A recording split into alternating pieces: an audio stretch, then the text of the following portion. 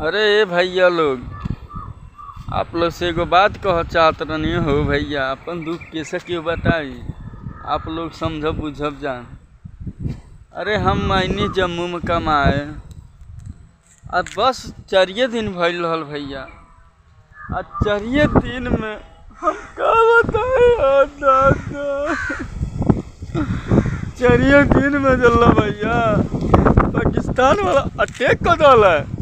Attack कर के लगल गोली फायरिंग होके। अब हमनी के का करी के रूमे में बैठल रूमे में बैठ के पाकिस्तान वाला हमला करत रहल। यहाँ से हिंदुस्तान वाला हमार ले लल बानी मोटरसाइकिल किस्त पर पल्सर। अब किस्त कैसे भराई, किस्त भरे के समय भइल तो पाकिस्तान वाला हमला कर डाला। मोटरसाइकिलिया टाइम लगे ना को भैया, टाइम लगे ना के घर में आगे मोटरसाइकिलिया